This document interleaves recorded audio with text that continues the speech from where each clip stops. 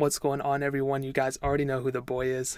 So as you guys know, the iPhone 6, 5S, and the iPhone 6 Plus recently just got unsupported with iOS, so they're not going to be getting iOS 13. However, if another update for iOS 12 does come, it's going to get it. But right now, all my iPhone 6, 5S, 6 Pluses, whatever, they're all on iOS 12.4, which is the latest version right now. And I kind of want to make an updated video on these phones and say, like, even though they're unsupported, you can still use them just fine. I think there's a kind of common occurrence and common theme where it's like, oh my god, if my iPhone is unsupported, if it's this or that, if it's Apple's not pushing updates for it anymore, that means my phone is obsolete, it's not going to be working anymore, this and that. And in a broad sense, kind of, yeah, that's kind of true a little bit. You're missing out on some cool features that iOS 13 and the newer versions of iOS will have, like dark mode and all those other things that the iPads even support.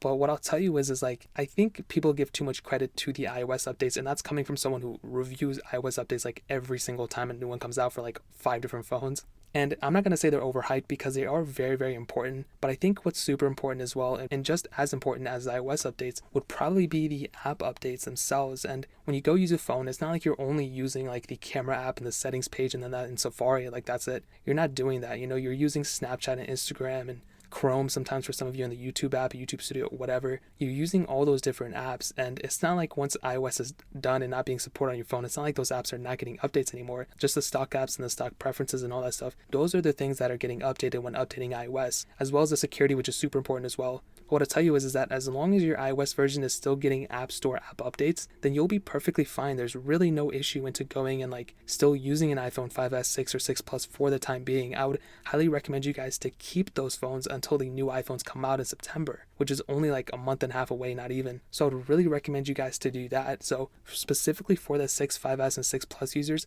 I would highly recommend you guys keep your devices. It's not like you have to rush and go get updates right now. I mean, I would not recommend people buying a 5S, 6, or 6 Plus, mostly because, for one, the 6 and 6 Plus are still kind of expensive in the used market. Like, they're still selling for like $80 or $90. The 6 Plus I've seen sell for over $100, which is outrageous. You can get an iPhone 6S for that price, or even an iPhone SE, which is far better than any of these phones. But as long as your Snapchats, Instagrams, all that stuff are getting updates, I don't think you're going to notice that big of a difference. And I'll even tell you this, like with my iPhone 5 that stopped at iOS 10, whenever I'm flipping through the pages or whatever I'm doing anything with it, I'm like, dude, this is still completely usable. Like, yes, it's not perfect, but I was still able to download mostly all the apps, and I think all apps are still being supported from iOS 11, iOS 12, and iOS 13 since they're all in the same framework. So your phone is not necessarily going to be obsolete until it stops getting native support from the apps. And that is the most important thing I have to say. So to kind of sum up this whole entire thing, even though I know it's a quick one, for the iPhone 6, 6 Plus, and 5S users, I would highly recommend you guys keeping your devices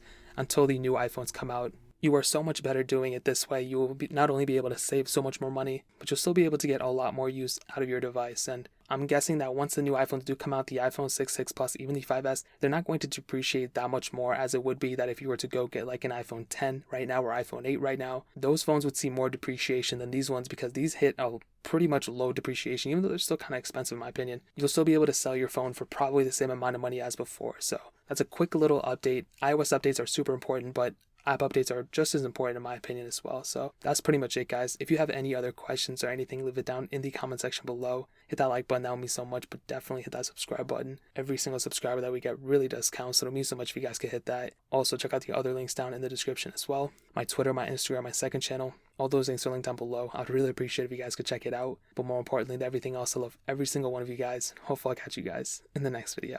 Peace out till then.